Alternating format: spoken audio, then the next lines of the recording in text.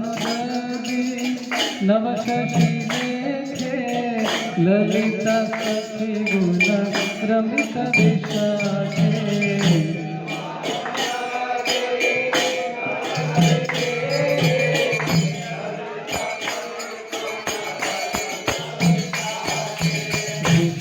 वृषभानुदेवी नवशशिलेखे ललिता सखी गुण रमित विशाखे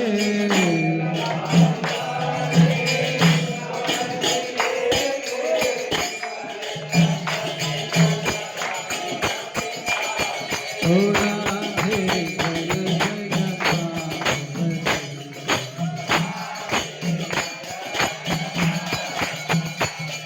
ओ राधे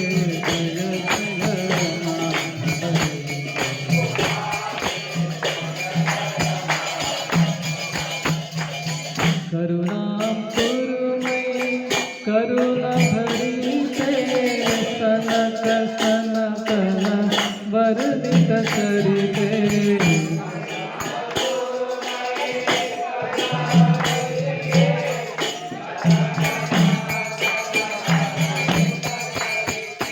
करुणां कुरु मयि करुणा भरिते सनक सनातन वर्णित चरिते करुणा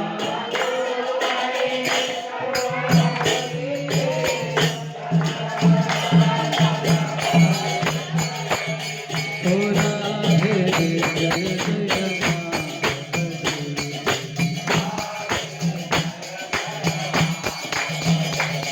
ओ राधे जय जय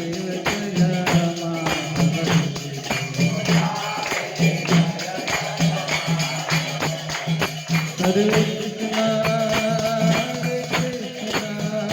कृष्णा कृष्णा हरे हरे हरे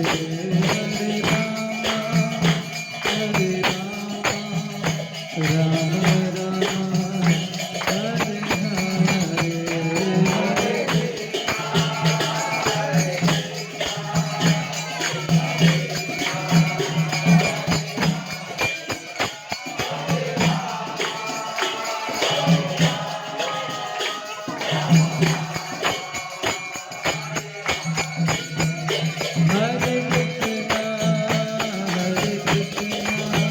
कृष्णा कृष्णा हरे हरे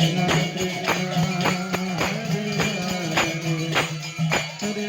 राम हरे हरे जय राधा गोपीनाथ राधा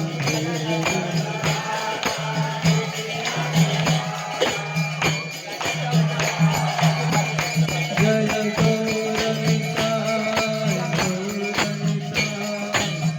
गौरनिता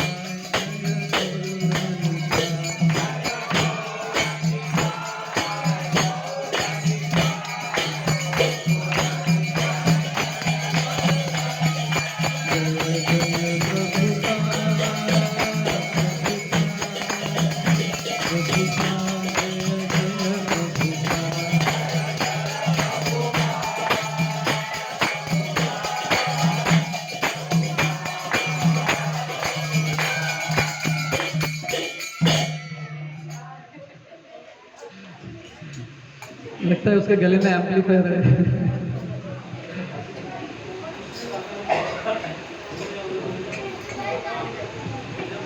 ओम अज्ञानतिमिरन्धस्य ज्ञानाञ्जनशलाकाय चक्षुरुन्मिलितं येन तस्मै श्रीगुरवे नमः। श्रीचैतन्यमनोभीष्टं स्थापितं येन भूतले स्वयं रूपा कदा मह्यं ददाति स्वपदान्तिकं वन्देऽहं श्रीगुरो श्रीयुतापदकमलं श्रीगुरुं वैष्णवांश्च श्रीरूपां साग्रजाता सहगना रघुनाथान्विता तं सजीवं साद्वैतं सावधूतं परिजनासहितं कृष्णचैतन्यदेवं श्रीराधा कृष्णपादा सहगना ललिता श्रीविशाखान्वितांश्च हे कृष्णा करुणा सिन्धु दीनबन्धु जगत्पते गोपेशा गोपिका कान्त राधाकान्ता नमोऽस्तुते सप्तकाञ्चना गौराङ्गी राधे वृन्दावनेश्वरी वृषभानुसुते देवी हरे प्रिये वाञ्छाकल्पतरुभ्यश्च कृपा सिन्धुभ्य एव च पतितानां पावनेभ्यो वैष्णवेभ्यो नमो नमः। नमः ॐ विष्णुपादाय कृष्णप्रेष्ठाय भूतले श्रीमते भक्तिवेदान्त स्वामीते नामिने नमस्ते सरस्वते देवे गौरवाणी प्रचारिणे निर्विशेषा शून्यवादी पाश्चात्यदेशतारिणे जय श्री कृष्ण चैतन्य प्रभु नित्यानंद श्री अद्वैत गदाधर श्रीवासादि गौर भक्तवृंद हरे कृष्णा कृष्णा कृष्णा हरे हरे हरे राम राम राम हरे हरे हरे कृष्णा कृष्णा कृष्णा हरे हरे हरे राम राम हरे हरे हरे कृष्णा कृष्णा कृष्णा हरे हरे हरे राम राम हरे हरे। मूकं करोति वाचालं पंगुं लंघयते गिरिं यत्कृपातमहं वन्दे श्रीगुरुं दीनतारिणं श्रीचैतन्यैश्वरं परमानन्दमाधवम्।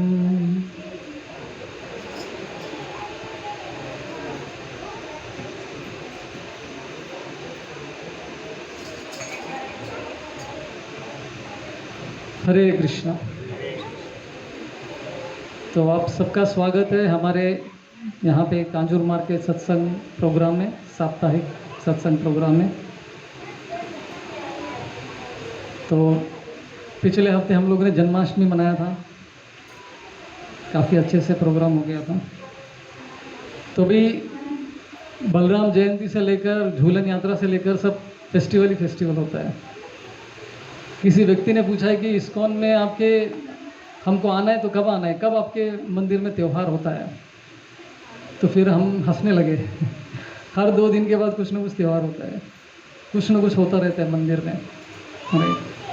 जैसे आज मंदिर में आज प्रेरणा फेस्टिवल है, यूथ का प्रोग्राम है, कुछ ना कुछ चलता ही रहता है। अगले हफ्ते में राधाष्टमी मना रहे हैं हम लोग शनिवार के दिन। तो शनिवार के दिन यहाँ पे प्रोग्राम नहीं रहेगा, मंदिर में रहेगा। तो आप सबसे निवेदन है कि आप मंदिर आइए और उस दिन मंदिर क्यों आना है उसके ऊपर हम लोग आज चर्चा करेंगे। राधाष्टमी कितना इम्पोर्टेंट है, श्रीमती राधा रानी कितना इम्पोर्टेंट है हमारे भक्ति के लिए, वही हम चर्चा करेंगे। तो हम सब लोग किसकी तलाश में हैं? हाँ, आनंद की तलाश। भगवान बाद में, पहले मेरे को मज़ा चाहिए, सुख चाहिए, सुख आनंद चाहिए, राइट। सब लोग, तो ये क्या गलत है? आनंद की खोज करना गलत है? गलत नहीं, बिल्कुल गलत नहीं है। वेदांत सूत्र कहते हैं आनंदमयो अभ्यासात, मतलब जो जीव है, जो आत्मा है, उसका गुण क्या है? आनंद को प्राप्त करना। तो इसमें कोई गलत बात नहीं है। लेकिन गलती कहाँ पर होता है? हम आनंद को गलत जगह पे ढूंढ रहे हैं, राइट। भौतिक जगत में ढूंढ रहे हैं, भौतिक वस्तुओं में हम सुख को ढूंढ रहे हैं, वहीं पे हम लोग गलती कर रहे हैं। राइट। तो शास्त्र में आता है ब्रह्म सुख, राइट। ब्रह्म सुख करके एक शब्द आता है शास्त्र में। तो जो भगवान में सुख की खोज करता है वो असली सुख को प्राप्त कर सकता है, उसको अनुभव कर सकता है। नहीं तो हमारे जैसे ऋषि मुनि है, सब लोग छोड़ छाड़ के हिमालय में क्यों जाते हैं? क्या उनको सुख नहीं चाहिए क्या? इतना तकलीफ क्यों उठाते, इतनी तपस्या क्यों करते हैं?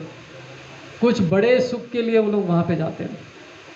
जैसे आपको पता रहेगा मुंबई में इतना कंस्ट्रक्शन चलता रहता है रोड पे, तो बीच में लिखा रहता है so temporary inconvenience for future comfort. मतलब अभी आपको थोड़ा तकलीफ होगा चलने में क्योंकि कंस्ट्रक्शन हो रहा है, लेकिन आगे जाके आपको आनंद मिलेगा इस रोड पे ड्राइव करने में। तो हमारे ऋषि मुनि भी ऐसे थे, सब कुछ छोड़ छाड़ के हिमालय क्यों गए, तपस्या करने क्यों गए? ऐसे आनंद की खोज में गए हैं जो आनंद कभी समाप्ति नहीं होता है, ऐसा आनंद जो कभी क्षीण नहीं होता है, ऐसा आनंद जो जिससे हम कभी बोर नहीं होंगे। इस भौतिक जगत का कोई भी आनंद लीजिए, बोर हो जाएंगे आप कंटिन्यूसली एक दिन यूट्यूब देखिए, बोर हो जाएंगे, अगले कुछ दिनों तक देखेंगे भी नहीं उसको, इतना पक जाएंगे। अगर आपको रोज़ गुलाब जामुन खिलाएंगे 10-10, तो 4 दिन के बाद आप 1 साल तक उसको देखेंगे भी नहीं, ग बोले तो डर जाएंगे आप शब्द से भी डर जाएंगे, मतलब इतना बोर हो जाएंगे। भौतिक जगत का सुख ऐसा ही है, राइट। आत्मा को छूता नहीं है वो, आत्मा तक पहुंचता ही नहीं है वो। तो हम ऐसे ही सुख की तलाश में जो कभी खत्म ना हो, तो ऐसा सुख केवल ब्रह्म सुख में हमको मिलता है। तो ये आनंद का भोग करना, आनंद को प्राप्त करने की जो इच्छा कहाँ से आ रही है? कृष्ण से आ रही है, राइट। कृष्ण भी परमानंद का भोग करते हैं, राइट। भगवत गीता में अर्जुन कहते हैं परम ब्रह्म परम धाम परमम पवित्रम परमम मम, राइट। तो अर्जुन बता रहे कि कृष्ण जो भी करते हैं परम रहता है उनका, एक्स्ट्रॉर्डिनरी रहता है। हम लोग छोटे छोटे सुख के पीछे लगे हैं, लेकिन बड़ा सुख अगर चाहिए तो छोटे सुख को छोड़ना पड़ेगा। जैसे बगुला होता है ना, बगुला क्या करता है? तालाब में जो है मछलियों को पकड़ता रहता है। तो ऐसे ही ध्यान करता रहता है बगुला जो रहता है ना, ध्यान करने में एक्सपर्ट होता है। तो तालाब के तट पे बैठ के ध्यान कर रहा है मछली के ऊपर, लेकिन कोई वो योगी है या फिर ऋषि नहीं है, ध्यान कर रहा है, इसका मतलब ये नहीं कि वो ऋषि है। लेकिन छोटे छोटे मछलियाँ उसके सामने से जा रही है, लेकिन वो देखता भी नहीं है। जब तक बड़ी मछली नहीं आता है तब तक वो अपना ध्यान को भंग नहीं करता है। जैसे बड़ी मछली आई तो उसको पकड़ लेगा। तो जो बुद्धिमान व्यक्ति है वो ऐसे सुख के पीछे लगे हैं जो सुख परम सुख है, ब्रह्म सुख है, राइट। तो ऐसे सुख की तलाश में हम लोग को जाना चाहिए। तो इस भौतिक जगत का सुख और आध्यात्मिक सुख में अंतर क्या है? भक्ति रसामृत सिंधु में श्रील रूप गोस्वामी बहुत अच्छे से बताते हैं। वो कहते हैं कि जो भौतिक जगत का सुख है वो शुरू में अमृत की तरह होता है, लेकिन धीरे धीरे जो है वो कड़वा होता जाता रहता है, राइट। शुरू में अमृत, बाद में कड़वा हो जाता है, बिटर हो जाता है। लेकिन आध्यात्मिक सुख कैसा है? शुरू में शायद आपको थोड़ा कड़वा लगे, लेकिन बाद में अमृत की तरह मीठा होने लगता है। जैसे भगवत गीता में सुंदर सा श्लोक है, ध्यान से सुनिएगा। भौतिक जगत का जो सुख है उसको टेम्पररी बताया है, राइट। तो क्यों टेम्पररी है? गीता के श्लोक में बहुत अच्छे से बताया है। ये ही संस्पर्शदा भोगा दुख योनव एवते आद्यंतवंतु कौन्तेय न तेषु रमते बुधा। तो कृष्ण कहते हैं कि इस भौतिक का जगत का जो सुख है कैसा है? जैसे हम सुख देने वाला कोई भी वस्तु है उसके संपर्क में हम आते हैं तो क्या होता है? उससे रिजल्ट क्या है? दुख है। दुख योने एवते। तो भौतिक जगत के सुख में दुख क्यों है? क्योंकि भौतिक जगत का सुख जो है उसकी शुरुआत होती है और उसका अंत भी होता है।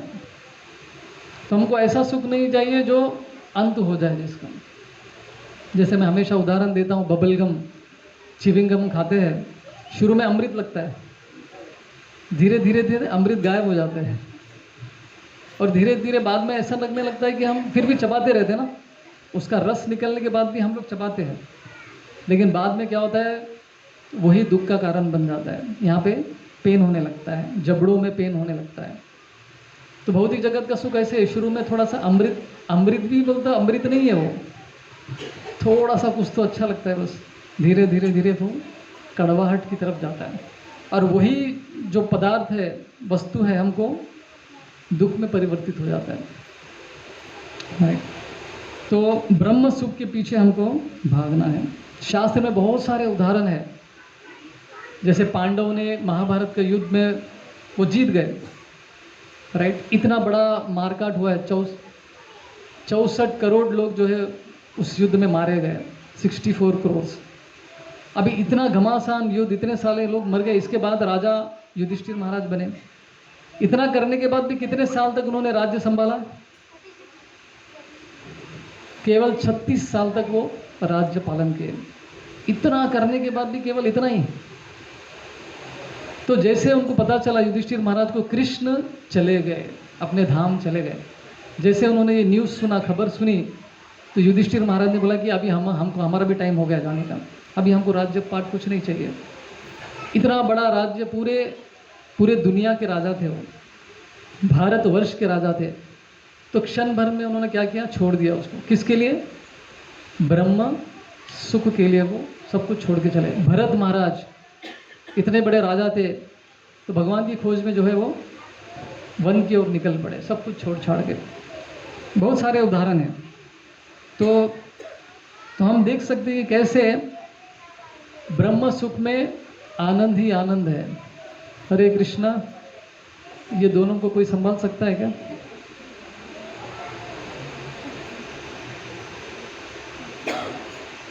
हरे कृष्णा। कृपया दोनों शांत बैठिए। उनको बेचारों को ब्रह्म सुख क्या है मालूम नहीं है। वो अपने ही सुख में लगे हुए हैं। वैसे हम सब हंस रहे हैं, लेकिन हमको भी पता नहीं है ब्रह्म सुख क्या है। उसको जानने का प्रयत्न कर रहे हैं हम लोग। राइट। तो ये दो शब्द आप लोगों ने बहुत बार सुना होगा, एक पुरुष, एक प्रकृति। सुना है? तो पुरुष मतलब क्या है? जो आनंद का भोग करना चाहता है, एंजॉयर। और प्रकृति मतलब जो एंजॉयमेंट देती है या देता है, व्हाटएवर। राइट। पुरुष प्रकृति। तो स्त्री को प्रकृति कहा है और पुरुष को पुरुष कहा है। एक बार की कहानी है, जब जीव गोस्वामी के समय पे, 500 साल पुरानी बात है, तो वृंदावन में उस समय पे मीराबाई रहती थी। मीराबाई का नाम तो सुना होगा ना आपने। तो वो भी उसी समय पे थी जिस समय पे जीव गोस्वामी थे। तो मीराबाई ने एक लेटर लिखा जीव गोस्वामी को और बोला कि आपसे मिलना है मुझे, आपके बारे में बहुत सुना है, आप बहुत बड़े स्कॉलर है, भगवान कृष्ण के भक्त हैं, आपसे मिलने की इच्छा है। तो जीव गोस्वामी ने उनको रिप्लाई किया, बोले कि हम स्त्रियों से नहीं मिलते हैं। ऐसा उन्होंने रिस्पॉन्ड किया कि वो ब्रह्मचर्य का पालन करते थे। तो मीराबाई ने फिर से जवाब में लिखा, इस भौतिक जगत में या किसी भी ब्रह्मांड में, सब कहीं पे भी लिखिए, केवल एक ही पुरुष है, वो है कृष्ण, बाकी सब तो स्त्री है। राइट। तो फिर जीवा गोस्वामी जब उनका रिस्पॉन्स सुना तो उन्होंने ठीक है, फिर दोनों का मीटिंग हुआ। तो जो उन्होंने कहा था करेक्ट कहा था। एक्चुअली केवल एक ही पुरुष है, बाकी सब कौन है? प्रकृति कहला जाता है। पुरुष और प्रकृति मतलब, पुरुष मतलब आनंद भोगने वाला, प्रकृति मतलब आनंद देने वाला। तो हम जीव भी जो है प्रकृति के अंडर ही आते हैं इन दैट सेंस। राइट। सो इसलिए कृष्ण को क्या कहा है? पुरुषोत्तम कहा है। सभी पुरुषों में उत्तम है वो। लेकिन हम कृष्ण को छोड़ के जब भौतिक जगत में आए तो हम क्या बनने के लिए आए? यहाँ पर पुरुष ही बनने के लिए आए हैं, आनंद भोगने के लिए ही आए हैं। भगवद गीता के 13 चैप्टर में अच्छे से एक्सप्लेन किया कि कैसे हम पुरुष बनने की कोशिश कर रहे हैं। पुरुष बनना मतलब क्या है? कृष्ण को छोड़ के हम आनंद भोगना चाहते हैं। राइट। तो ये दो शब्द के बारे में भी आपने सुना होगा, काम शब्द सुना होगा। तो जनरली काम मतलब लोग बोलते हैं कि स्त्री पुरुष का आकर्षण, काम वासना बोलते हैं। नहीं, काम का मतलब अलग ही है। काम मतलब क्या है? आत्मेंद्रिय प्रीति वांछा, तारे बोले काम। आत्मेंद्रिय प्रीति वांछा मतलब क्या है? अपने खुद के इंद्रियों को सुख देने में जो व्यक्ति लगा रहता है उसको क्या कहते हैं? काम बोलते हैं। तो उसका अपोजिट क्या है? प्रेम। कृष्णेंद्रिय प्रीति इच्छा, धरे प्रेम नाम। तो ये दोनों का मीनिंग जानना बहुत जरूरी है। एक है काम, दूसरा है प्रेम। काम मतलब खुद के इंद्रियों को सुख देना, प्रेम मतलब कृष्ण के इंद्रियों को सुख देना, कृष्ण की सेवा करना, कृष्ण को आनंद प्रदान करना। राइट। तो कृष्ण जो है आध्यात्मिक जगत में तो उनका बहुत सारी लीलाएं चलती रहती है। राइट। 24 घंटे उनकी लीलाएं चलती रहती है गोलोक वृंदावन में। तो भगवान एक ही है। शास्त्र कहते हैं कि जब कृष्ण के हृदय में प्रेम की भावना इतना ज़्यादा हो गया था तो उसी समय पे उनके शरीर से एक स्त्री का जन्म हुआ। उनके शरीर से स्त्री निकली और जैसे उस स्त्री का जन्म हुआ वो भागने लगी और भागते भागते फूलों के बगीचे में गई, वहाँ से एक फूल उठाया और भागते हुए कृष्ण के पास आई और उनको दिया। ये कहानी है राधा रानी के जन्म की कहानी। तो जैसे ही जन्म लिया उन्होंने क्या किया? कृष्ण की सेवा में लग गई वो। तो कृष्ण अपने आनंद का विस्तार करने के लिए क्या किया? अपने ही शरीर से श्रीमती राधा रानी का को जन्म दिया। तो राधा और कृष्ण अलग नहीं है, वो एक ही है। राइट। तो सबसे अगर कृष्ण को कोई आनंद दे सकता है तो वो कृष्ण का ही कोई अंश होना चाहिए। हम जैसे जीव क्या कृष्ण को आनंद दे सकते हैं? राइट। तो उसलिए व्यक्ति जब 24-25 साल का होता है अपने आनंद का विस्तार करने के लिए क्या करता है? विवाह करता है, शादी करता है। स्त्री का एक मतलब क्या है? एक्सपेंशन। घर गृहस्थी बड़ा होता है, स्त्री आती है, बच्चे आते हैं, फिर बहुत सारा चीज़ चालू होता है। राइट। वैसे ही कृष्ण अपने आनंद का विस्तार करने के लिए अपने अंश से श्रीमती राधा रानी का उन्होंने जन्म दिया। तो श्रीमती राधा रानी सबसे टॉप मोस्ट सेविका है जो कृष्ण को आनंद दे सकती है। जब हम घर में भगवान के सामने भोग लगाते हैं तो क्या होता है? कृष्ण तक भोग कैसे पहुंचता है? गुरु परंपरा के माध्यम से। हम पहले अपने गुरु की आज्ञा लेते हैं, गुरु का परमिशन लेके गुरु के सामने रख देते हैं। तो गुरु उनके गुरु को देते हैं, वो उनके गुरु को देते हैं। इस तरह से फाइनली किसके हाथ में पहुंचता है? वो श्रीमती राधा रानी के हाथ में पहुंचता है। तो राधा रानी जो है फाइनली कृष्ण को खिलाती है। वो हमारा कोई क्वालिफिकेशन नहीं है। राइट। तो श्रीमती राधा रानी कृष्ण की टॉप मोस्ट सेविका है। जब कृष्ण छोटे थे तो राधा रानी भी छोटी थी, जाहिर है। तो श्री यशोदा माई को पता चला कि राधा रानी जो भी बनाती है अमृत तुल्य होता है, मतलब वो खाने से कोई बीमारी नहीं पड़ेगा, इस तरह से वो भोजन बनाती है। तो यशोदा माई को पता चला तो उन्होंने राधा रानी को रिक्वेस्ट किया कि आप एवरीडे हमारे घर पर आइए और कृष्ण के लिए बनाइए। तो तब से उनकी सेवा चालू हो गई। कृष्ण के लिए बनाने का काम राधा रानी का स्टार्ट हो गया था। राइट। तो केवल कृष्ण श्रीमती राधा रानी का सेवा एक्सेप्ट करते हैं, तो वो मूड को जानना बहुत जरूरी है। तो इसलिए कृष्ण जो है अपना विस्तार करते हैं अपनी शक्तियों के माध्यम से। तो कृष्ण की 3 शक्तियां हैं, आपने सुना होगा। कोई बताना चाहेगा कृष्ण की 3 शक्तियां क्या है? अंतरंग शक्ति, बहिरंग शक्ति और तटस्थ शक्ति है। अंतरंग शक्ति मतलब उनके इंचार्ज कौन है? राधा रानी। बहिरंग शक्ति उनके इंचार्ज कौन है? माया देवी, दुर्गा देवी है। तटस्थ शक्ति मतलब कौन है? हम सब जीव तटस्थ शक्ति में आते हैं। तटस्थ शक्ति मतलब क्या है? कभी हम माया में रहते हैं, कभी हम राधा रानी के शरण में रहते हैं। राइट। तो हम कभी किसी भी अवस्था में दोनों के बीच में कभी नहीं रहेंगे। हम या तो माया में रहेंगे या फिर कृष्ण में रहेंगे। एक बार प्रभुपाद को उनके शिष्यों ने पूछा कि प्रभुपाद ये माया हमको बहुत डिस्टर्ब करती है, कभी कभी है ना, हमको माया बहुत डिस्टर्ब करती है। तो प्रभुपाद ने बोला कि कभी कभी नहीं, हमेशा ही करती है। आप कभी कभी कृष्ण के बारे में विचार करते हो, हमारा उल्टा है। और राधा रानी गोपियाँ क्या है, कृष्ण को भूलने का प्रयत्न करती है। एक बार वृंदावन में सभी गोपियाँ, राधा रानी, सब लोग बैठ कर ध्यान करने लगे। ध्यान कभी करते हुए देखा नहीं था उनको, अष्टांग योग का ध्यान करने लगे। तो किसी ने आके पूछा कि वे किसके बारे में ध्यान कर रहे हैं, किसका ध्यान कर रहे हैं आप? तो बोले कि हम कृष्ण को भूलना चाहते हैं, उसके लिए ध्यान कर रहे हैं। देखिए उनकी प्रेम की पराकाष्ठा कैसी है। कृष्ण को भूलने का प्रयत्न कर रहे हैं और यहाँ पे हम लोग कृष्ण को याद करने का प्रयत्न कर रहे हैं, और हमारे लिए कितना कठिन है। नहीं। तो ये 3 शक्तियाँ हैं कृष्ण की, अंतरंग शक्ति, बहिरंग शक्ति और तटस्थ शक्ति। सो अंतरंग शक्ति के इंचार्ज कौन है? श्रीमती राधा रानी। और जितने भी लक्ष्मियाँ हैं, जिसमें भी लक्ष्मी है, सीता है, रुक्मिणी है, ये सब कौन है? राधा रानी के अंश है, उनके ही एक्सपेंशन है। सो सबसे टॉप में कौन है? श्रीमती राधा रानी। और भाई अंतरंग शक्ति के और 3 भाग है, थोड़ा टेक्निकल चीज़ है। वो क्या है, किसी को पता है? अलादिनी शक्ति, संदिनी शक्ति और संबित शक्ति। तो संदिनी मतलब क्या है? जो आध्यात्मिक जगत में जो सब चीज़ को मेंटेन करती है, राइट। और संबित शक्ति मतलब वो शक्ति जो हमको नॉलेज देता है, ज्ञान देता है, संबित।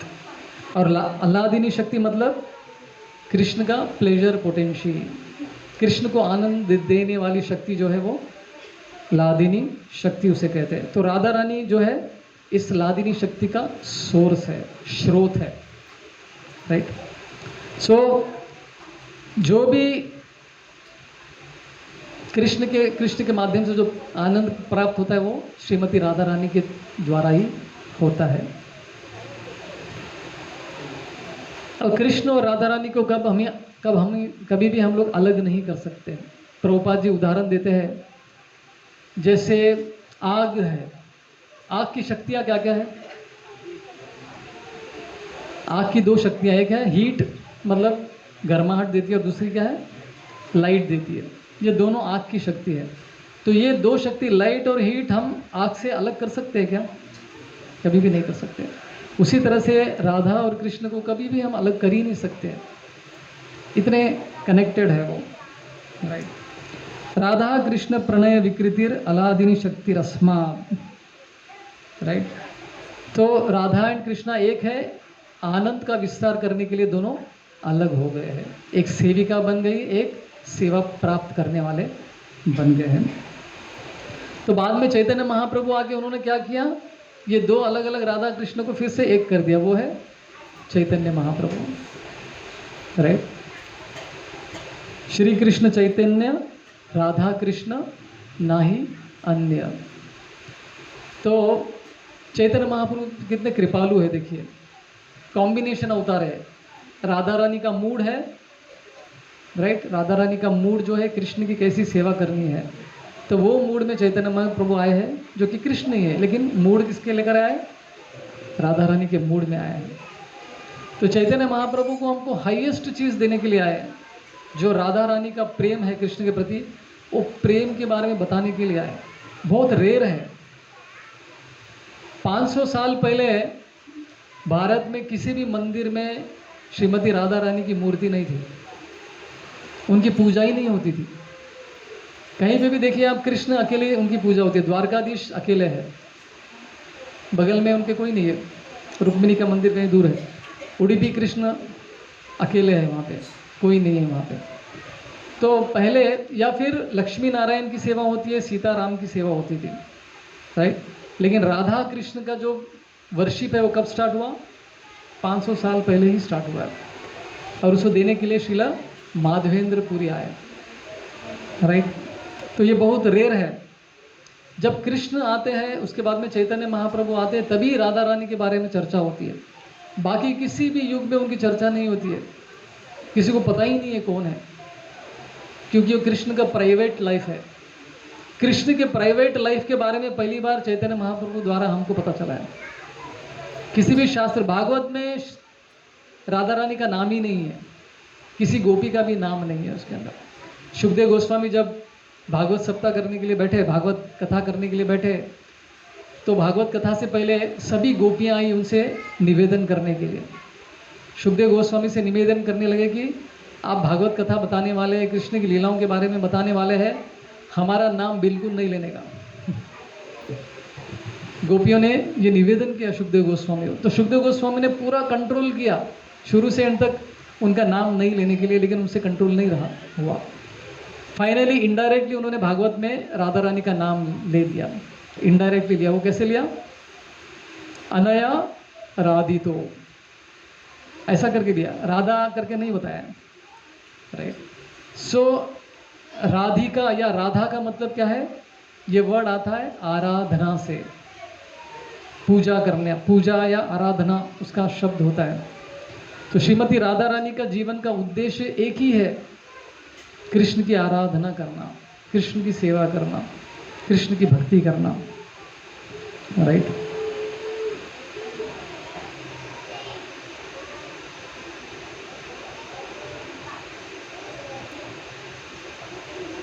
तो जो जीवों के हृदय में जो भक्ति है, तो भक्ति का सीड भी कौन देते हैं? श्रीमती राधा रानी से ही हमको भक्ति का बीज मिलता है। भक्ति करने का जो उत्साह है वहीं से आता है। जैसे हम कृष्ण के अंश है, भक्ति भी जो है राधा रानी का अंश है। जो हमारे हृदय में जो भक्ति है उसके, वो राधा रानी के हृदय के भक्ति का ही एक अंश है। तो राधा कृष्ण का जो सिद्धांत है बहुत ही डिफिकल्ट है इसको समझना, और हम जैसे जीव, बद्ध जीव तो इसको समझ ही नहीं पाएंगे। लेकिन थोड़ा बहुत जो हमारे लिए ज़रूरी है, हमारे भक्ति के लिए ज़रूरी है, उसको नज़र में रखते हुए हम लोग चर्चा करेंगे। तो राधा कृष्ण की एक बार प्रभुपाद के पास एक कपल, विवाहित लोग, पति पत्नी दोनों आए थे और उनसे प्रार्थना करने लगे, आपसे प्राइवेट में मिलना है। बोले क्या क्या बात है आपको? तो हमको कृष्ण की रास लीला के बारे में जानना है आपसे। तो प्रभुपाद ने बोला कि मेरा क्वालिफिकेशन नहीं है इसके बारे में चर्चा करने का। तो आप लोग विचार किए, हमारा तो बिल्कुल ही नहीं है, राइट। जब प्रभुपाद का नहीं है तो हमारा कैसे हो सकता है? तो कृष्ण का एक नाम क्या है? आत्माराम कहते हैं कृष्ण को। कृष्ण का एक गुण कहा जाता है आत्माराम, मतलब उनके अंदर सब कुछ है, उनके सुख के लिए उनको बाहर से कुछ नहीं चाहिए। लेकिन कृष्ण के अंदर भी एक कमी है। वो कमी क्या है? राधा रानी का जो प्रेम है कृष्ण के लिए, वो कृष्ण को कभी समझ में नहीं आया। कृष्ण के अंदर एक कमी है, तो ये एक कमी है। तो परेशान हो गए कि राधा रानी को इतना कैसे सुख मिलता है मेरी सेवा करके, मुझे भी समझ में नहीं आ रहा है। तो कृष्ण कंफ्यूज्ड हो गए। तो वो उस प्रेम को चखने के लिए कृष्ण जो है चैतन्य महाप्रभु का रूप धारण करके आते हैं। ये राधा का प्रेम क्या है, ये टेस्ट करने के लिए वो आते हैं, राइट। तो कृष्ण सबसे सुंदर व्यक्ति है, कोई डाउट है किसी को? सबको आकर्षित करने वाले व्यक्ति है कृष्ण, मतलब जो सबको आकर्षित कर सकते हैं, जीव जंतुओं को भी कृष्ण आकर्षित कर सकते हैं। तो कृष्ण का एक नाम क्या है? ठीक है, नाम बोलने से पहले लीला बताऊंगा मैं। तो कृष्ण एक बार गोकुल महावन के पास थे, तो वहाँ पे टेर कदम करके एक जगह है, पता है आप लोगों को? टेर कदम, कदम का पेड़ है वहाँ पे। कृष्ण उस वहाँ पे कदम के पेड़ पे चढ़ के जो है अपने गायों को बुलाते थे। टेर मतलब आवाज़ लगाना। तो कृष्ण एक बार वहाँ पे थे, तो उनसे मिलने के लिए मदन आए थे। मदन मतलब कामदेव, मिस्टर क्यूपिड। कृष्ण को परीक्षा करने के लिए आते हैं। तो उनके पास 5 तरह के बाण होते हैं। बाण चलाते हैं तो बस खत्म, आप क्लीन बोल्ड हो जाएंगे, राइट। तो मदन वहाँ पर आए कृष्ण के ऊपर ये बाण चलाने के लिए। तो जैसे ही वो आए, कृष्ण को देखा, कृष्ण को देखते ही वो स्तब्ध हो गए। कृष्ण की सुंदरता को देखकर इतने आकर्षित हो गए कि वो किस काम के लिए आए वो भूल गए, राइट। तो तब से कृष्ण के एक नाम क्या पड़ा? मदन मोहन। जो मदन को भी मोहित करने की शक्ति कृष्ण के अंदर है, ऐसे भगवान कृष्ण है। लेकिन जब कृष्ण राधा रानी के सामने आते तो क्या होता है? वो भी स्तब्ध हो जाते हैं राधा रानी की सुंदरता देखकर। उसलिए राधा रानी का एक नाम क्या है? मदन मोहन मोहिनी। तो श्रीमती राधा रानी ऐसी व्यक्ति है, ऐसी स्त्री है जो कृष्ण को भी मोहित कर सकती है, राइट। तो ये है श्रीमती राधा रानी का पोजीशन। और वृंदावन का जो प्रेम है वो अलग ही है, बहुत ही इंटरेस्टिंग है वहाँ पे। तो जब कोई कोई गोपी कृष्ण से मिलना चाहती थी तो सब कुछ राधा रानी के थ्रू होता था, क्योंकि कृष्ण जो है, कृष्ण के जो प्राइम गोपी से वो 8 है, अष्ट सखी जिसे हम कहते हैं ना। किसी को नाम याद है अष्ट सखियों का?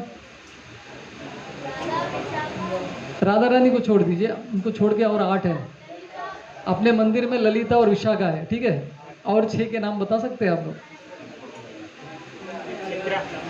तुंग विद्या, चित्रा, इंदुलेखा, मंजरी नहीं, गोपिया। और 3 बची है, सुदेवी। तुंग विद्या बोल दिया ना आपने, और 2 बचे हुए, चंपक लता, और एक बचा हुआ है, चित्रा बोला है किसी ने? चित्रा सखी बोला है? बोला है, वो हो गया वो, ठीक है, आपके लिए होमवर्क है। और एक बच गया है, तुंगभद्रा नहीं, हो तुंग विद्या है।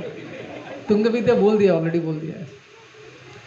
तो ये आज अष्ट सखी है, कृष्ण की मेन सखियां हैं, राइट। लेकिन कोई नई गोपी आई और उनको बोला है कि कृष्ण से मिलना है, तो राधा रानी क्या करती है, उसको अच्छे से सजा के कृष्ण के सामने लेके आती है और राधा रानी दूर चली जाती है। तो राधा रानी कभी भी इनसिक्योर नहीं होती है, वो हमेशा उनका उत्साह बढ़ जाता है किसी और गोपी को कृष्ण से मिलाने में।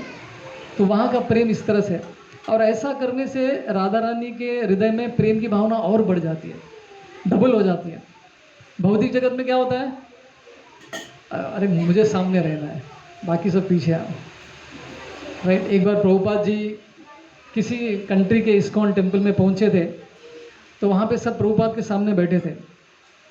तो उसमें टेम्पल प्रेसिडेंट भी बैठे थे सामने। तो प्रभुपाद जी सबको पूछ रहे थे, तो टेम्पल प्रेसिडेंट मन में सोचने लगे कि प्रभुपाद मुझे बोलेंगे, मैं प्रेसिडेंट हूँ, बाकी सबसे मुझे मिलवाने के लिए बोलेंगे, परिचय देने के लिए कहेंगे। तो मन ही मन उनके लड्डू फूट रहे थे, प्रभुपाद के साथ मेरा इंटरेक्शन हो जाएगा। तो मन में थोड़ा सा उनका एक प्राइड आ गया था, गर्व आ गया था उनके मन में कि मैं इम्पोर्टेंट पर्सन हूँ यहाँ पे, ये टेम्पल का प्रेसिडेंट हूँ मैं। तो प्रभुपाद ने सबको पूछा उस व्यक्ति को छोड़ के।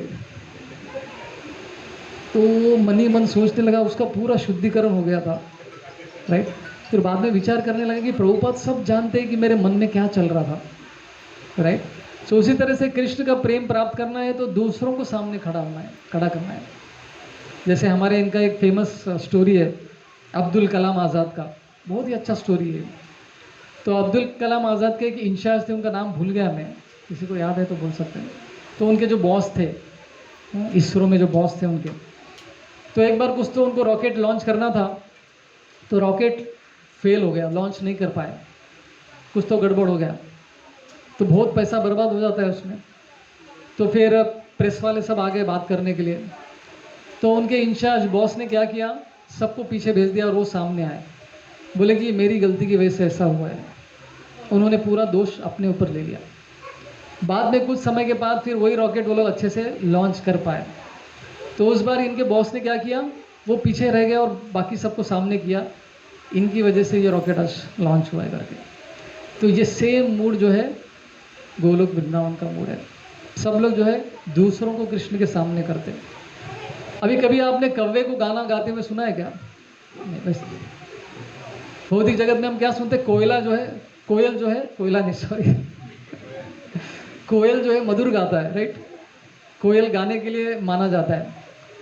तो आध्यात्मिक जगत में जब कोयल गा रहा है और साथ उसके पीछे उसके बाद में कौवा गा रहा है समझो, तो कोयल अपना गाना रोक देता है, बोलता है कि कौवे को गाने देता है, जबकि उसका इतना मधुर नहीं होता है, लेकिन नहीं, उसको भी कृष्ण की सेवा करने दो।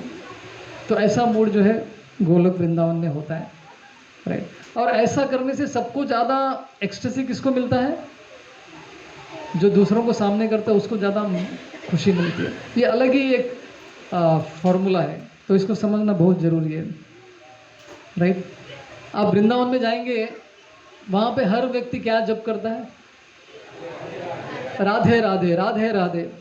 हम लोग हरे कृष्णा बोलेंगे, लेकिन वो लोग राधे राधे बोलेंगे, घंटी नहीं बजाएंगे, राधे राधे बोलेंगे, रिक्शा वाले भी, राइट। तो ये राधे राधे राधे इतना क्यों बोलते हैं वृंदावन के लोग? क्योंकि कृष्ण का प्रेम, कृष्ण की कृपा प्राप्त करना आसान नहीं है, और उसको आसान कर देती है श्रीमती राधा रानी। अपने चौपाटी मंदिर में राधा रानी कैसी है देखा आपने? उनका हाथ कैसा है? ऐसा है ना। तो इसका मतलब क्या है? अच्छे से बताया हमारे डिवोटिस ने। वो कृष्ण को बोले कि कृष्ण, ये जो सामने खड़ा है आपके, जो दर्शन ले रहा है आपका, ये बहुत अच्छा डिवोटी है आपका। कृष्ण मन में सोच रहे ये तो निखट्टू एकदम कुछ करता ही नहीं भक्ति, लेकिन ये बोल रही कि ये आपका बहुत अच्छा भक्त है। तो बोलती है कि आपकी शरण में ले लो उसको, प्लीज़ ले लो। तो कृष्ण न चाहते हुए बोलते कि आप रिकमेंड कर रही है तो ठीक है, मैं उसको ले लेता हूँ। तो यही अपना होप है इस जगत में। भक्ति करके भगवान को प्राप्त करने की शक्ति है ही नहीं हमारे अंदर। सबसे इजी मेथड क्या है? कभी कभी घर में देखा है ना, बेटे और पिताजी का थोड़ा झगड़ा हो जाता है। बेटा जब बड़ा होता है तब होता है ये सब। तो या फिर रिपोर्ट कार्ड साइन करवाना होता है पिताजी से, मार्क्स अच्छे नहीं आए तो हम रिपोर्ट कार्ड माँ को दे देते हैं, माँ साइन करवाओ ना प्लीज़, प्लीज़ साइन करवाओ। तो माँ जो है धीरे से जाती है पिताजी के पास। देखो इस बार उसने बहुत अच्छा प्रयत्न किया, उसने क्या करे, कंपटीशन इतना बढ़ गया, कर दो आप, साइन कर दो, नेक्स्ट टाइम अच्छा आएगा। ऐसा किसी के साथ हुआ है? उल्टा होता है क्या?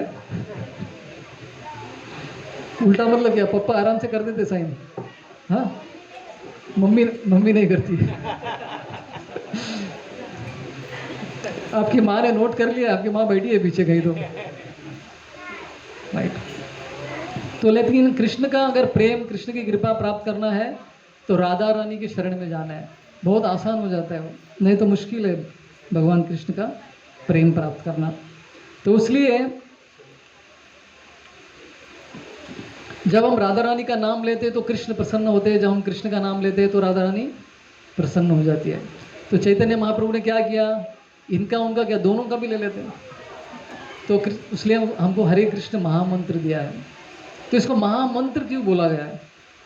कभी विचार किया आप लोगों ने? इतने सारे मंत्र हैं, श्री कृष्ण शरणम मम, ओम नमो भगवते वासुदेवाय, हाँ, ओम नमो नारायणाय, इतने सारे कृष्ण के मंत्र हैं, लेकिन हरे कृष्ण मंत्र को ही महामंत्र क्यों बनाया, क्यों बोला गया?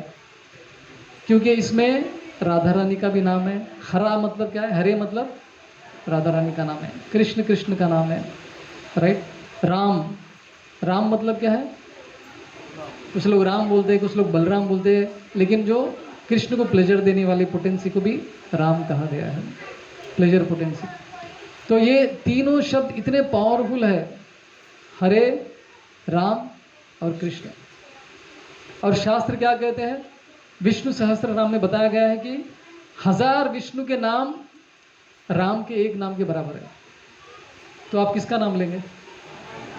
1000 विष्णु मतलब कितना टाइम लग जाएगा? 20 मिनट तो लग जाएगा उसको।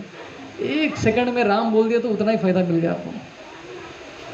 लेकिन 3 राम के नाम लेने से 1 कृष्ण के नाम लेने के बराबर है। सुना ये भी आपने? इतना पावरफुल है कृष्ण का नाम, राइट। 3000 विष्णु के नाम लेने, एक श्लोक आता है जिसमें बताया 3000 विष्णु के नाम कृष्ण के एक नाम के बराबर है, और विष्णु के 1000 नाम राम के एक नाम के बराबर है। तो विचार कीजिए, अपने मंत्र में दोनों भी है, राम भी है और कृष्ण में। देखो कितना आपको फायदा मिल रहा है, राइट। और श्री कृष्ण शरणम मम, ये मंत्र दे सुना है आपने। इसका मतलब क्या है? भगवान मुझे अपनी शरण में ले लो। ओम नमो नारायणाय मतलब क्या? भगवान आपको मेरा नमस्कार। ये सब अच्छे हैं, लेकिन हरे कृष्ण मंत्र जो है महामंत्र क्यों है? क्योंकि हम लोग इसमें राधा रानी को प्रार्थना कर रहे हैं, कृष्ण को प्रार्थना कर रहे हैं। क्या बोल रहे हैं? मुझे अपनी सेवा में लगाइए। आपने कृष्ण को दंडवत प्रणाम किया, आप बहुत है, महान है, इतना बोल के चले गए, लेकिन अपने मंत्र में क्या बोल रहे हैं हम लोग? मुझे आपकी सेवा भी करनी है। तो ये हाईएस्ट है, सेवा की भावना व्यक्त कर रहे हैं हम लोग हरे कृष्ण महामंत्र में, तो इसलिए इसको महामंत्र कहा गया है। तो चैतन्य महाप्रभु ने हमको इस महामंत्र को दिया है, जो हम कृष्ण के प्रेम को प्राप्त करने का एक ही मंत्र है और कुछ नहीं है। राइट? जैसे हम बोलते हैं कि आप महान है, ये है, सब सब अच्छा है, लेकिन मेरी सेवा भी तो करो। आध्यात्मिक जगत में कृष्ण की सेवा करने के लिए बहुत लोग हैं। वैकुंठ में हजारों लक्ष्मी जो है नारायण की सेवा में लगे हुए हैं। ब्रह्म संहिता में श्लोक आता है ना, क्या श्लोक है वो? लक्ष्मी सहस्रशत संभ्रम सेव्यमानम गोविंदमादि पुरुषम तमहम भजामि। हजारों हजारों लक्ष्मी जो है वैकुंठ में क्या कर रही है? झाड़ू लगा रही है। और वैकुंठ में कचरा होगा क्या? वहाँ पे बिल्कुल कचरा नहीं होता, फिर भी झाड़ू लगाती है। क्यों? अगर हम लोग झाड़ू लगाएं तो शायद नारायण की नज़र हम पे पड़ जाए कि यार ये भी सेवा कर रहे हैं। तो सेवा का इतना इम्पोर्टेंस होता है। तो आध्यात्मिक जगत में कृष्ण की सेवा के लिए बहुत लोग हैं, भौतिक जगत में ही नहीं है। तो इसलिए यहाँ पे जब हम कृष्ण की सेवा करेंगे, राधा रानी की सेवा करेंगे, तो इम्पोर्टेंस बढ़ जाता है। राइट? कृष्ण की नज़र में हम लोग भी आ जाएंगे। जैसे भक्ति सिद्धांत सरस्वती ठाकुर भी कहते हैं, कृष्ण को देखने का प्रयत्न मत कीजिए, कृष्ण की ऐसी सेवा कीजिए कि कृष्ण आपको देखने के लिए तत्पर हो जाए। ये अपना फिलॉसफी है। राइट? सो चैतन्य महाप्रभु श्री कृष्ण चैतन्य राधा कृष्ण नाही अन्य। एक दो हो गए, कृष्ण दो हो गए राधा और कृष्ण में, और राधा कृष्ण दो हो गए फिर से एक में, और वो है चैतन्य महाप्रभु।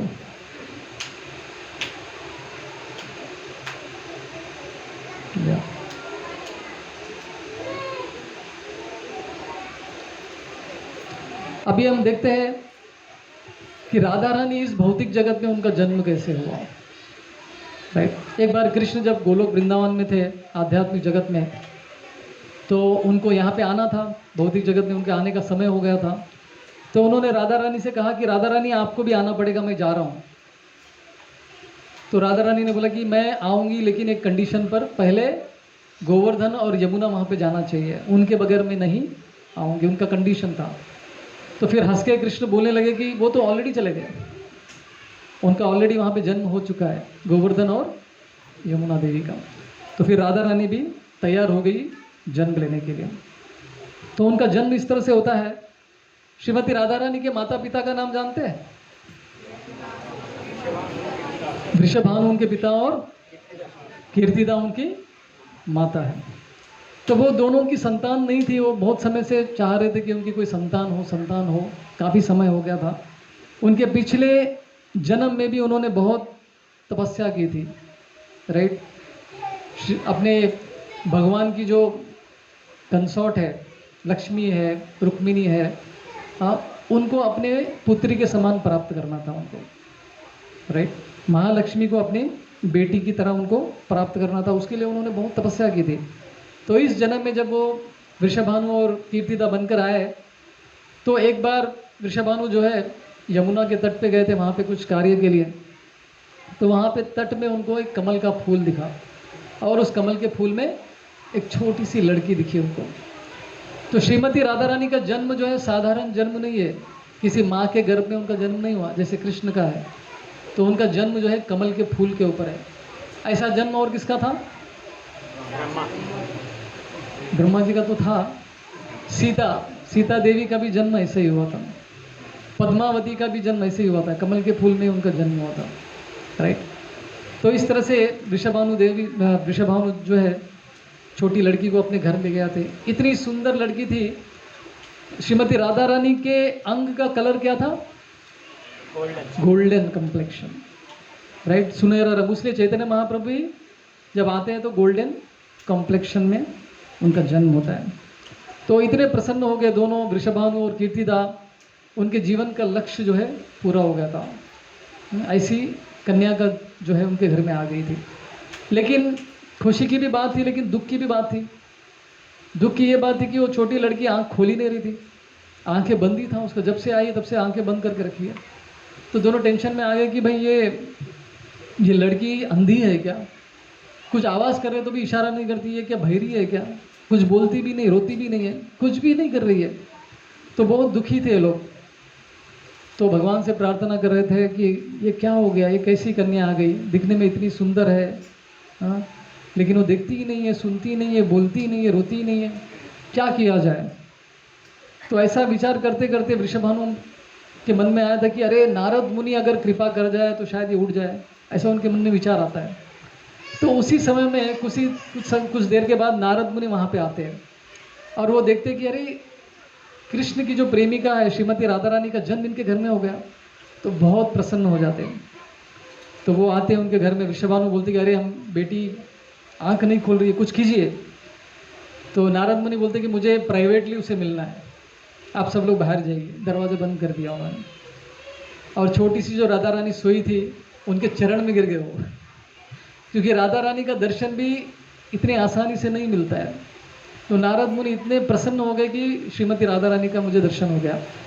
तो वो प्रेयर्स प्रार्थनाएं करने लगे उनके प्रति और फाइनली राधा रानी जो है उनको दर्शन देती है अपने ओरिजिनल रूप में। तो कृष्ण का एज कितना है, कृष्ण का उम्र कितना है? कृष्ण का उम्र 16 साल भी नहीं है, 15 साल 10 महीने कुछ दिन ऐसा कुछ तो है। मतलब अभी 16 भी नहीं लगा उनको, राइट, 16 कंप्लीट नहीं हुआ था। तो राधा रानी उनसे थोड़ी सी छोटी है, ज़्यादा नहीं है, राइट, 14 साल की रहती है राधा रानी। तो राधा रानी उसको दर्शन देके बोलती है कि ये किसी को बोलना मत कि मैंने जो दर्शन दिया है, राइट। शास्त्र में सब बहुत बार सुना होगा ना, दर्शन देने के बाद बोलते कि आप किसी को नहीं बताने का, लेकिन हमको तो पता चल गया राइट। चैतन्य महाप्रभु की लीलाओं में तो कितना आता है वो, मैंने आपको जो दर्शन दिया है किसी को नहीं बताने का, बताओगे तो मर जाओगे, लेकिन हमको तो पता चल गया है। तो एनीवे वो बहुत प्रसन्न हो गए और वहाँ से निकल गए, लेकिन बाद में फिर से उनकी आंखें बंद हो गई थी। तो उसी समय पे कुछ दिनों के बाद यशोदा माई नंद महाराज भी जो इनके फ्रेंड्स थे, राइट, तो वो मिलने के लिए आपने छोटे कृष्ण को लेकर आए, कृष्ण का जन्म हो गया था। तो कृष्ण वहाँ पर आते हैं और ये दोनों एक दूसरे से बात कर रहे हैं। धीरे धीरे कृष्ण जो है राधा रानी की तरफ जाते हैं। तो राधा रानी जो है पालने में रहती है उस समय पे, तो कृष्ण पालने को ऐसे कैसे तो मुश्किल से पकड़ के खड़े हो जाते हैं और राधा रानी को देखते हैं। जैसे कृष्ण राधा रानी के सामने आ गए उसी समय पे राधा रानी जो है अपनी आंखें खोल देती है। तो ये क्यों ऐसा करती है? कारण यह है कि वो सबसे पहले अपने प्रिय कृष्ण के ही दर्शन करना चाहती है। तो राधा रानी कृष्ण के दर्शन के लिए तत्पर रहती है, कृष्ण की सेवा के लिए तत्पर रहती है, कृष्ण के बारे में सुनने के लिए तत्पर रहती है। तो उनका जन्म ही हुआ है कृष्ण की आराधना करने के लिए, इसलिए उनका नाम ही राधिका है। आराधना शब्द से उनका नाम आता है। तो जैसे कृष्ण को देखती है तो वो आंखें खोल देती है। तो बाद में सब लोग बड़े प्रसन्न हो जाते हैं कि अरे इसने आंखें खोल दी है। तो सबको समझ में आता है, संकेत मिल जाता है कि कृष्ण का इनका कुछ स्ट्रॉन्ग कनेक्शन है करके, राइट। तो इस तरह से श्रीमती राधा रानी का जन्म वृषभानु और कीर्तिदा के घर पे होता है, उनके यहाँ पे आती है। तो अभी इतने लीलाएं हैं जिसकी चर्चा हम लोग यहाँ नहीं कर सकते, लेकिन कुछ लीलाएं बताने का प्रयत्न करूँगा जो भी समय है। सो एक बार कृष्ण दिन में गाय चरा रहे थे, छोटे से थे, गाय वगैरह चरा रहे थे। तो अचानक उनको राधा रानी की याद बहुत आ गई थी। तो विचार करने लगे कि मुझे अभी मिलना है, नहीं तो मैं मर जाऊंगा, ऐसी कंडीशन हो गई थी। विरह जिसे हम कहते हैं, विरह। तो इस भौतिक जगत में हम जिससे प्रेम करते हैं, अगर हम उनसे दूर रहते तो क्या होता है, धीरे धीरे क्या होता है, प्रेम कम होता रहता है। आदमी सामने रहता है तो उनके टच में रहते हैं, लेकिन आध्यात्मिक जगत में क्या होता है, कृष्ण राधा रानी और गोपियों को छोड़ के चले गए, लेकिन उनके विरह में जो है इनका प्रेम और भी बढ़ने लगा। विरह प्रेम जिसे हम कहते हैं, राइट। तो कृष्ण राधा रानी को इतना याद करते हैं और अपने सखा को बोलते हैं कि राधा रानी को तुरंत लेकर आओ, अगर वो नहीं आएगी तो मैं मर जाऊंगा, मेरी ऐसी हालत है। तो सुबल जो है, सुबल सखा कृष्ण के फ्रेंड थे, तो बोलते कि ये दिन का समय है, मैं राधा रानी को लेकर नहीं आ सकता है, वो अपने ससुराल में है, राइट। राधा रानी का ससुराल क्या है बताएं, जगह मालूम है आपको? यावत कहते हैं उसको, यावत। तो यावत में उस समय पे राधा रानी थी, वहाँ पे अपने ससुराल में थी। तो सुबल बोलते हैं कि वहाँ से लेकर आना मुश्किल है, उनकी सास और उनकी ननद जो है ना बहुत डेंजर है। उनके नाम क्या है? जटिला और कुटिला, नाम भी खतरनाक है। तो कृष्ण की लीलाओं में उनका भाग क्या है? कृष्ण और राधा रानी को नहीं मिलने देना ही उन दोनों का काम है। तो जैसे पिक्चर में हीरो हीरोइन आराम से मिल गए, उनकी शादी हो गई, तो उसमें कोई मजा है? कोई विलन होता है तो उसमें मजा आता है ना। विलन आके बीच में बहुत गड़बड़ क्रिएट करता है, हीरो हीरोइन को मिलने नहीं देता है। तो कृष्ण की लीलाओं में भी ये रस लाने के लिए जटिला और कुटिला को ये सेवा दिया गया है। और ये दोनों कौन है? श्रीमती राधा रानी की सास और ननंद है। तो हमेशा वो लोग डाउट करते थे, राधा रानी जो है कृष्ण से मिलने जा रही है, इसको रोकना है। तो उसको घर के काम में लगा देते थे श्रीमती राधा रानी को। अभी सुबल को लेकर आना है राधा रानी को कृष्ण से मिलवाने के लिए, क्या कर सकते हैं? तो सुबल का जो फेस कट है राधा रानी से मिलता जुलता है। तो सुबल आते हैं, कैसे तो आते हैं, बोलते कि यार राधा रानी से मिलना है। क्यों मिलना है? बहुत सारे प्रश्न करते हैं पहले। अरे कुछ नहीं, ऐसा छोटा सा काम था। तो वो अंदर जाते हैं राधा रानी से मिलने के। वो बोलते कि देखो कृष्ण तुमसे मिलना चाह रहे हैं, यदि आप इस समय पे नहीं आएंगे तो विरह में प्राण त्याग देंगे, आपको आना ही पड़ेगा। तो बोलती कैसे संभव है? संभव ही नहीं है, देखो जटिला कुटिला बाहर ही बैठे हुए हैं, उनके सामने से मैं कैसे जा सकती हूँ? तो सुबल बोलते कि हम दोनों वेश बदलते हैं, तुम मेरा वेश लेना, मैं तुम्हारा वेश लूँगा। तो सुबल जो है राधा रानी का वेश लेके घर में बैठ जाते हैं, और राधा रानी सुबल का वेश धारण करती है, एक ग्वाले का वेश धारण करती है, और गोद में जो है एक छोटे से बछड़े को ले लेती है, लेकर बाहर निकलती है। तो रास्ते में जटिला कुटिला बोलते अरे सुबल हो गया काम तुम्हारा? हाँ हो गया, हो गया। हाँ बहुत दिनों के बाद आए हो, इस तरह से पूरा प्रश्न वगैरह फिर से इंट्रोगेशन करने लगते दोनों।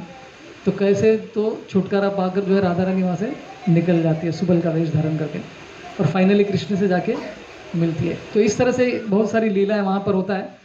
तो साल में एक बार गोपाष्टमी का जो दिन होता है, तो वृंदावन में राधा रानी के चरण वो एक ही दिन हम दिखाते हैं, क्योंकि उस दिन वो सुबल का वेश धारण करती है, ग्वाल बाल का वेश धारण करती है, धोती पहनती है उस दिन वो। राइट, हम जैसा धोती पहनते हैं वैसा उस तरह से वो धोती पहनती है। तो उसी दिन राधा रानी के चरण का लास्ट टाइम मुझे किसी लड़के ने यहाँ पे प्रश्न किया, एक लड़की ने, हाँ इसने किया था, इन्होंने प्रश्न किया था कि राधा रानी अपने चरण क्यों नहीं दिखा दिए, ये उनका क्वेश्चन था। तो राधा रानी इतने आसानी के अपने चरण के दर्शन नहीं देती है। राइट, टॉप मोस्ट है उनके अपने, कौन है ये? राधा गोविंद महाराज का नाम सुना है ना? राधा गोविंद महाराज जो पहली बार ऑल्टर में गए, इस्कॉन के मंदिर में ऑल्टर में गए, उनके दर्शन करने, उनको सेवा दिया गया था, ऑल्टर में ड्रेसिंग का सेवा दिया था। तो राधा गोविंद महाराज आए, तो ऑल्टर में हम लोग जाते हैं तो हमको राधा रानी के चरण स्पर्श करने को मिलता है। तो जो भी सेवा में लगते हैं उनको चांस मिलता है। तो राधा गोविंद महाराज सेवा करने से पहले राधा रानी के चरणों को स्पर्श किया, उन्होंने आशीर्वाद प्राप्त किया। जैसे चरण को छू लिया वो बेहोश ही हो गए। और उनका उतना प्रेम है भगवान के प्रति। राइट, तो हमने बहुत बार टच किया, कभी ऐसा कुछ हुआ ही नहीं हमको। शुद्ध भक्तों का लेवल क्या है समझ में आता है। राइट, तो जैसे हमने भी देखा है कि बहुत सारे भक्तों को जब भगवान कृष्ण अपने दर्शन देते क्या होता है? बेहोश हो जाते। सुना है ना बहुत बार। तो बेहोश क्यों होते हैं? क्योंकि कृष्ण की प्रेम, कृष्ण का ब्यूटी कभी देखा ही नहीं था, पहली बार देखा, चक्कर खा जाते हम लोग, ऐसा सुंदरता देखो देखकर। तो इस तरह से ये गोपाष्टमी का त्यौहार भी हम वृंदावन में मनाते हैं, साल में एक बार आता है, कार्तिक के महीने में आता है। अभी एक लास्ट पास्टा में मैं जो थोड़ा उसके बारे में बताऊंगा।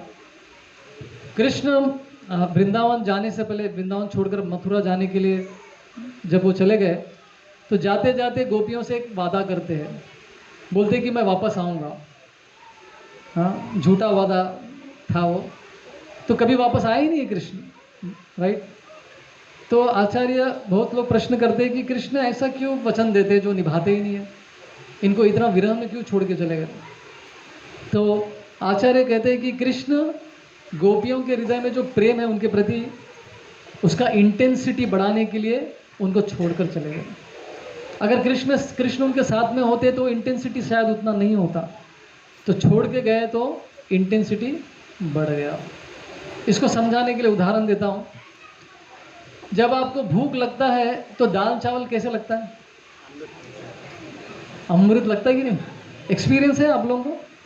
कुछ बड़ा बड़ा पकवान नहीं है, लेकिन भूख जोर से लगी है, तो जैसे दाल चावल सामने दिखा खाना चालू हो जाता है, राइट?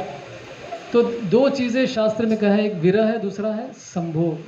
संभोग मतलब मिलन, जिससे हम प्रेम करते हैं उनसे मिलन हो जाती है, और विरह में मतलब दूरी है। तो जो मिलन का आनंद है उसका अनुभव करना है, तो उससे पहले क्या होना चाहिए? विरह भी होना चाहिए ना, भूख। 2 दिन अगर भूखा रहेंगे तो दाल चावल भी आपको अच्छा लगेगा, राइट? तो कृष्ण उनका विरह बढ़ा के क्या कर रहे थे? उनका भूख बढ़ा रहे थे। कृष्ण के प्रति जो प्रेम की भावना है उसका इंटेंसिटी बढ़ाने के लिए कृष्ण छोड़कर चले गए, वापस आए नहीं। तो ये एक कारण देते हैं। तो कृष्ण तो मथुरा चले गए, वहाँ से फिर द्वारका चले गए। तो बहुत सालों के बाद कृष्ण को मतलब कृष्ण तो कभी भूले नहीं, तो विचार करते हैं कि गोपियाँ, मेरे माता पिता इतना विरह में है, उनके लिए मुझे कुछ करना पड़ेगा। तो अपने सबसे जो प्रिय उनके भक्त थे वो कौन थे? उद्धव। तो उद्धव को बुलाते। उद्धव और कृष्ण का प्रेम ऐसा है कि उद्धव और कृष्ण बचपन से खेलते थे, एक ही थाली में खाते थे, एक ही बिस्तर पे सोते थे, इतना प्रेम था उनका। तो उद्धव को लगने लगता था कि देखो मैं कृष्ण का सबसे बड़ा सेवक हूँ, सबसे बड़ा भक्त हूँ उनका। कभी कभी उनके मन में ऐसा फीलिंग होता था। तो कृष्ण जो है उद्धव को बोलते कि उद्धव मेरा मैसेज लेकर जाओ, मेरा मैसेंजर बन के जाओ, आप वृंदावन जाओ और सबको मेरे बारे में बताओ, मेरा मैसेज उनको देकर आ जाना। तो उद्धव बड़े प्रसन्न होते हैं, देखो कृष्ण ने मुझे मैसेंजर बनाया, दूत बनाया गोपियों को बताने के लिए। तो बड़े प्रसन्नता से वो वृंदावन जाते हैं, और वहाँ जाने के बाद गोपियों से मिलते और देखते हैं कि अरे ये तो कृष्ण का इतना ध्यान कर रहे हैं, इस कृष्ण के बारे में इतना विचार कर रहे हैं, न खाने की सुध है न सोने की सुध है, और रोए जा रहे हैं। तो उनकी ऐसी भक्ति देखकर वो आश्चर्यचकित हो गए। वो बोले कि मेरा जो भक्ति है, मेरा जो प्रेम है कृष्ण के लिए, इनके भक्ति के सामने तो कुछ भी नहीं है। वो आश्चर्यचकित हो गए। और जब वो गोपियों से बात करने लगे तो दूर राधा रानी खड़ी उनको दिखाई देती है, और राधा रानी पागलों की तरह किससे बात कर रही थी? भौरे से बात कर रही थी, भ्रमर के साथ बात कर रही थी। तो बोले कि देखो कृष्ण छोड़ के चले गए हमको, ऐसे हालत में हमको छोड़ के गए। तो 24 घंटे कृष्ण के बारे में ही चिंतन कर रहे थे वो लोग। जब उद्धव देखते हैं राधा रानी पागलों की तरह भ्रमर के साथ बात करिए, भ्रमर गीत उसे कहा जाता है, राइट? तो ये उनका प्रेम देखकर उनको समझ में आता है कि गोपियों का जो प्रेम है सबसे महान है, हमको तो प्रेम ही नहीं है कृष्ण के लिए, ऐसा उनके मन में विचार आया। तो तभी उनके मन में विचार आया कि गोपियों के चरणों में गिरकर उनके चरणों के स्पर्श करने की इच्छा हो गई उद्धव को। तो वे विचार करने लगे, लेकिन गोपियाँ तो इतनी सिंपल गांव की लड़कियां हैं, शायद उनको अच्छा नहीं लगेगा। तो उन्होंने क्या किया? तपस्या करके ये वर मांगा है, भगवान हे कृष्ण मुझे वृंदावन में एक लता के रूप में मुझे जन्म दीजिए। लता जानते हैं ना, गुल्म लता, राइट? तो उद्धव जो भगवान के इतने बड़े भक्त थे, उनकी आशा क्या है? उनको लगा कि मेरे अंदर कृष्ण के प्रति प्रेम ही नहीं है, मुझे एक लता का रूप क्यों धारण करना चाहते थे? ताकि वृंदावन के ब्रजवासी गोपियाँ गोप जो है जब चलते हुए उस तरफ से जाएंगे तो उनके चरण उनके सर पे पड़ेगा और उनको उनके चरण धूलि मिल जाएगी। तो ये जो है उद्धव का रियलाइजेशन है, उनका आत्म साक्षात्कार है। तो ब्रह्मा जी को भी ऐसे ही लगा, उनको भी लगा कि मुझे ब्रजवासियों की चरण की धूलि चाहिए। तो ब्रह्मा जी ने क्या किया? वृंदावन में 4 पर्वत के रूप में उनका जन्म लिया। तो बरसाना में जो 4 पर्वत है वो कौन है? ब्रह्मा जी के 4 सर है वो। तो उनका जन्म भी ऐसे ही हुआ वृंदावन में। वो भी वृंदावन के ब्रजवासियों के चरण की धूलि अपने सर पे लगाना चाहते थे। तो इसलिए उनका जन्म भी जो है ऐसा हो गया। तो हमारा मूड भी ऐसा ही होना चाहिए। हमारा मूड कैसे होना चाहिए? उद्धव और ब्रह्मा जी की तरह होना चाहिए। हे कृष्ण, आपके प्रति हमारे मन में कुछ भी प्रेम नहीं है, कृपा करके थोड़ा सा प्रेम दीजिए। ये राधा रानी को हम लोग प्रार्थना कर सकते हैं।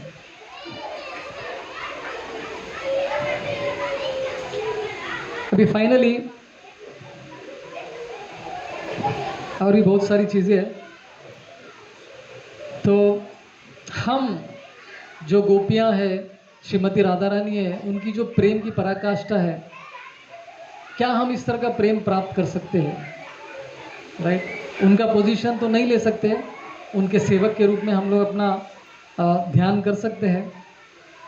तो हाँ, चैतन्य महाप्रभु जो है ये हमको देने के लिए आए हैं।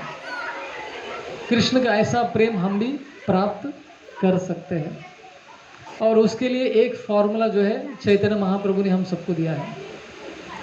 जहाँ भगवत गीता कहाँ पे समाप्त होती है? सर्वधर्मान परित्यज्य मामेकम शरणं व्रजम। और भागवतम स्टार्ट होती है यहीं से, जहाँ पे गीता समाप्त होती है। और भागवतम कहाँ अंत होती है? भगवान के नामों की महिमा के बारे में बताते हुए भागवतम का एंड होता है। और चैतन्य महाप्रभु कहाँ पे स्टार्ट होती है? चैतन्य चरितामृत हरि नाम के महानता के बारे में स्टार्ट होती है। और चैतन्य चरितामृत कहाँ पे एंड होता है? चैतन्य चरितामृत का जो सार है वो क्या है? शिक्षाष्टकम है। राइट। उसमें भी सबसे इम्पोर्टेंट श्लोक हमारे लिए जो है, एक बार प्रभुपाद जी इलाहाबाद में उनका मेडिकल शॉप था, तो वहाँ पे उनके एक फ्रेंड आए थे पूछने के लिए, अरे अभय बाबू, आपके पास कुछ ऐसा फॉर्मूला है क्या जिससे हम कृष्ण को प्राप्त कर सके, कृष्ण के प्रेम को प्राप्त कर सके? ऐसा फॉर्मूला कुछ है तो बताओ। तो श्रील प्रभुपाद ने बोला कि मेरे पास एक ही फॉर्मूला है जिससे आप कृष्ण के प्रेम को प्राप्त कर सकते हैं। और ये फॉर्मूला क्या है? त्रिनादपि शुनि चेना तरोरेवा सहिष्णुना अमानीना मान देना कीर्तनिया सदा हरि। तो यही मूड जो है चैतन्य महाप्रभु हमको देने के लिए आए हैं। हम अपने स्कॉलरशिप से कृष्ण को प्रसन्न नहीं कर सकते, हम अपने टैलेंट, स्किल्स, नॉलेज से कृष्ण को प्रसन्न नहीं कर सकते, ना ही अपने सिंगिंग एबिलिटीज से कृष्ण को प्रसन्न कर सकते। हम अच्छे से मृदंग बजा रहे हैं, हम अच्छे से जाम्बे बजा सकते हैं, इससे कृष्ण प्रसन्न नहीं होने वाले हैं। कृष्ण को प्रसन्न करने का एकमात्र उपाय क्या है? ये मूड लेकर आना है। त्रिनादपि शुनि चेना तरोरपि सहिष्णुना अमानीना मान देना कीर्तनिया सदा हरि। अभी कुछ डिवोटीज बोलते कि अरे आप लोग 16 माला करते हैं, भगवत गीता में कहाँ लिखा है 16 माला करना है? राइट। तो भगवत गीता में तो और ज़्यादा बताया है, सततम कीर्तयन्तो माम, का मतलब 24 घंटे माला करना है। तो प्रभुपाद ने हमको क्या किया? केवल 2 घंटे बुलाया, 2 घंटे में 16 माला कर सकते हैं हम लोग। राइट। तो लेकिन सततम कीर्तयन्तो माम मतलब कीर्तनिया सदा हरि बनने के लिए क्या करना है? ये मूड हमको लेकर आना है। त्रिनादपि शुनि चेना मतलब क्या है? तृण के जैसे, तृण मतलब क्या है? घास का जो तिनका होता है ना, उसकी तरह हमको नम्र बनना होगा। जब आप घास के तिनके के ऊपर पैर रखते हैं तो क्या होता है? झुक जाता है। तो वैसे हमको भी नम्र बनना है।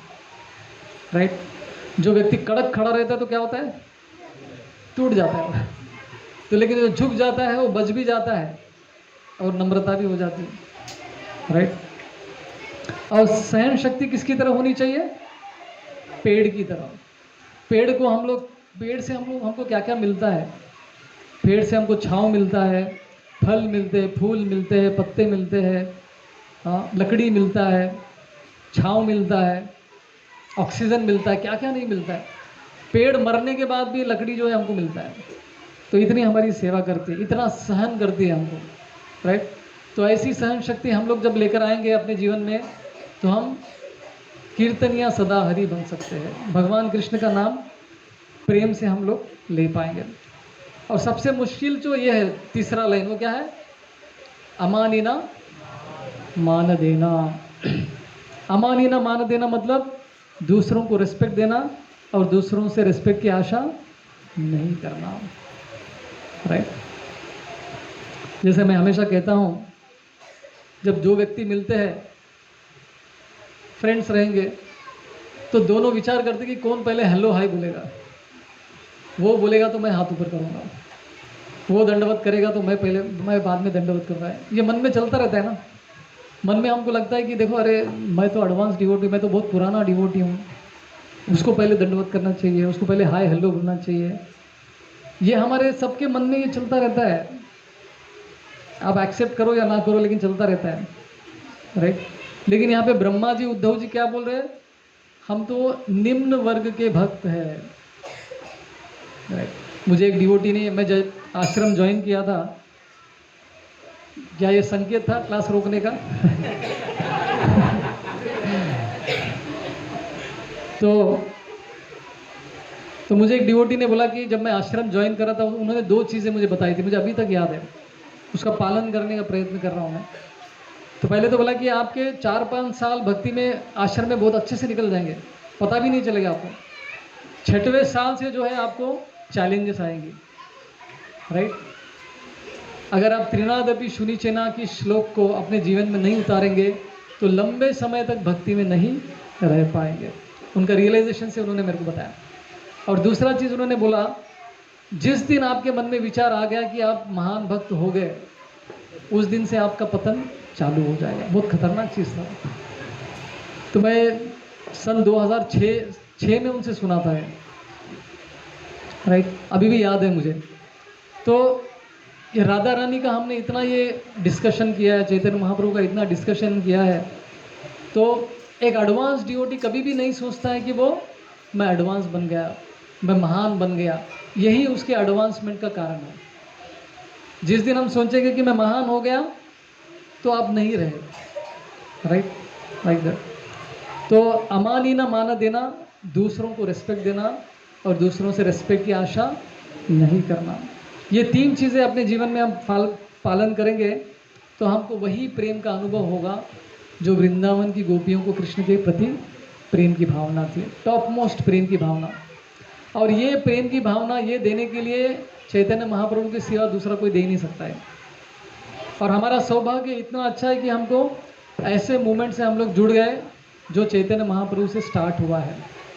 राइट। वैकुंठ में आपको ये सब नहीं मिलने वाला है, केवल गोलोक वृंदावन में जो है ऐसी भावना आपको मिल सकता है। तो जैसे लास्ट एक, जैसे हमारे 6 गोस्वामी है, तो एक बार एक रूप नारायण करके बहुत बड़े पंडित आए थे वहाँ पर वृंदावन में, और सबके साथ वो वाद विवाद कर रहे थे, डिबेट कर रहे थे, सबको हरा रहे थे वो। तो उन्होंने रूप गोस्वामी, सनातन गोस्वामी के बारे में सुना, तो उनसे भी डिबेट करना चाह रहे थे, वाद विवाद करना चाह रहे थे शास्त्रों पर। तो उनके पास आए अपना एक लेटर लेकर, बोले कि आपके साथ मुझे डिबेट करना है, सुना है आप बहुत बड़े स्कॉलर हैं। तो रूप गोस्वामी, सनातन गोस्वामी एक्चुअल में बहुत बड़े स्कॉलर थे। तो उन्होंने क्या बोला कि देखो, हम आपसे डिबेट नहीं करेंगे, आप इतने महान पंडित हैं, हम आपको पत्र लिख कर दे देंगे कि हम आपसे हार गए, आप चले जाए। तो विजय पत्र पे साइन करने के लिए रेडी हो गए कि मैं आपसे हार गया करके। तो रूप गोस्वामी, सनातन गोस्वामी इतने महान पंडित, भगवान के भक्त थे, लेकिन फिर भी उन्होंने क्या किया, कंपटीशन में कभी नहीं गए। आपको लग रहा है कि आप महान हैं, ठीक है, साइन कहाँ करना है बताओ, साइन कर दिया, आप महान है। तो ऐसा मूड जो है अपने गोस्वामी का भी इसी तरह का मूड था। राइट। अपने आप को कभी प्रूव नहीं करना था उनको। राइट। तो ये है श्रीमती राधा रानी का प्रेम, जो चैतन्य महाप्रभु के माध्यम से हमको देने के लिए साक्षात गौर निताय आए हैं, ये प्रेम बांटने के लिए। तो इनके कृपा के बगैर हम राधा कृष्ण को कभी समझ नहीं पाएंगे। और हमारा इतना सौभाग्य है, ऐसे मोमेंट से हमारा कनेक्शन हुआ जो इसके बारे में हमको बताता है। हरे कृष्णा। जय श्रीमती राधा रानी की जय। श्री श्री राधा गोपीनाथ भगवान की, श्री श्री गौर निताय की, श्रील प्रभुपाद की, निताय गौर प्रेमानंदे। किसी को कोई प्रश्न है? एक प्रश्न है तो वो पूछ सकते हैं।